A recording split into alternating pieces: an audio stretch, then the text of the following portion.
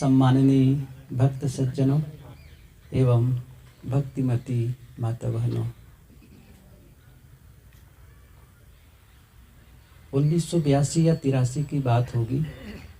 उस समय मैं अपने गृह निवास में होता था, पढ़ाई चल रही थी।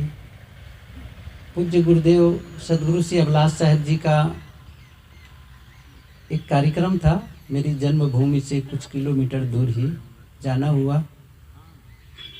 उस समय पूज्य श्री ज्ञान साहब जी, श्री निहोरे साहब जी और भी बहुत सारे संत थे। जहाँ भोजनालय था सेवा भाव से कुछ काम से मैं चला गया। ऐसा संजोग कि साहब लोग से कुछ थोड़ा सा एक परिचय सा हो गया था, हल्का फुल्का, प्रारंभ तो था ही। और मेरी माँ भी वहाँ गई तो पूज्य श्री ज्ञान साहब जी ने विनोद में ही सही कहा, अच्छा तुम्हारे बेटे को साधु बना लेंगे? तो उन्होंने कहा कोई बात नहीं साहब, बना लो। ये पहली बार उनसे मिलना हुआ था और उसके पश्चात तो अनेकों बार मिलना हुआ। और अंतिम यहाँ पूज्य साहब जी के जब बोल नहीं पाते थे, अस्वस्थ थे, तो सूरत से साहब के दर्शनार्थ स्पेशली आया विशेष रूप से।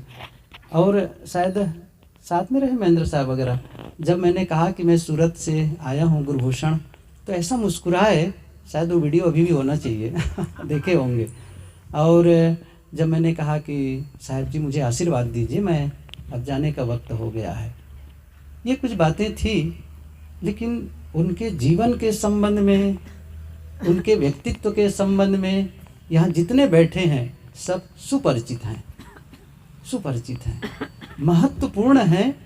अब उन्होंने जो भी पथ अपनाया, देखिए कबीर पंथ तो सबका है, लेकिन उनकी जो व्यक्तिगत रहनी है ना, ये बहुत आकर्षित करने वाली थी। मैं इसलिए कहता हूँ, उनमें धैर्य और सहनशीलता और साथ साथ में दूसरों को आदर देने का भाव, ये अद्भुत था। जैसे श्री सनात साहब जी बता रहे थे ना कि अब बोलो, आप बोलो। कई बार इलाहाबाद के मंच पर कार्यक्रम के समय तो संचालन का अवसर मिलता था, तो कई बार बोलने लगता था तो कहते बोलो बोलो। श्रद्धांजलि थी गुरुदेव जी की, पूज्य गुरुदेव जी की, तो मैंने ऐसे विनोद में कहा, सब लोगों को मंच पर बोलते हुए गुरुदेव जी के संबंध में सुनता हूँ तो मेरा भी मन करता है बोलूँ। चूँकि जैसे शिलेंद्र साहब ने कहा, बड़ा कठिन है ना इसको, कि वो बोल नहीं पाते स्वयं संचालक, तो मैं भी नहीं बोल पाता। साहब ने कहा आज मैं अपना समय देता हूँ, आपको बोलना है। कुछ संस्मरण साहब जी के मैंने कहे, तो मैं ये कह रहा था उनकी जो शालीनता और विनम्रता है ना, मैं इसलिए कह रहा हूँ, देखिए हमको, हम कहीं जा रहे हों, कहीं अलग हों और दूसरा कोई हमसे कुछ कह दे, हम सह लेते हैं, लेकिन अपना जब कोई कहता है ना, बड़ा कठिन है। जितना अपमान बाहर के लोग कर दें, उतना ही उससे आधा भी अपमान आपके परिवार के कोई सदस्य करते तो कैसा लगता है आपको? बहुत कठिन होता है। लेकिन उनके अपने लोग भी जब कभी ऐसी बातें हो जाती हैं उनसे कि जो सचमुच उनके मर्यादा के अनुकूल नहीं होती थी, उसके बावजूद शांत रहते थे, शांत रहते थे। और कभी भी जैसे 2 वक्ता बोलना हो और मान लो 40-40 मिनट बोलना हो और एक वक्ता कितना बोल गए, 1 घंटा से ज़्यादा। ऐसा हुआ है, ऐसा हुआ है, 1 घंटा ज़्यादा बोल गए। अब उनको भी 40 मिनट मिलना चाहिए था ना, लेकिन नहीं, जितना बचा 20 मिनट उतने में ही पूरा कर देते थे। क्या मैं सच कह रहा हूँ? सही है ना? ऐसा नहीं कि मुझे 40 मिनट मिलना चाहिए और आगे बढ़ाऊँ। हम सभी वक्ताओं में बहुत बड़ी कमजोरी है, यही करते हैं। लेकिन साहब जी के जो यदि हम अनुकरण करना चाहें, जो 3 बातें, जैसे मैंने कहा ना, शालीनता, विनम्रता, बहुत धीरे, कभी उत्तेजित तो मैं देखा ही नहीं उनको। वक्तव्य जोशीला होता था लेकिन जीवन उनका शांत होता था।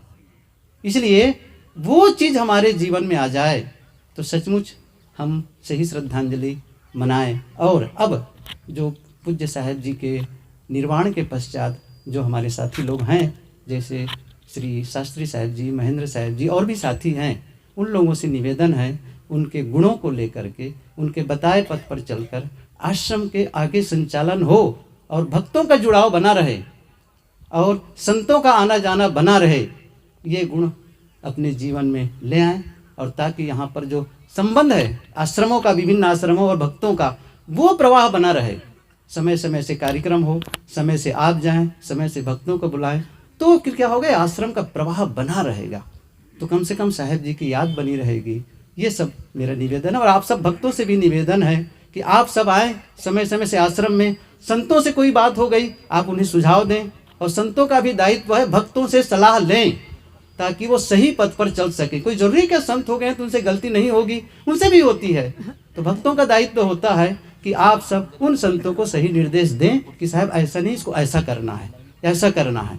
और संतों से भी निवेदन है जो भक्त लोग सही सलाह दे उसको माने और आश्रम संचालन में आगे बढ़ें।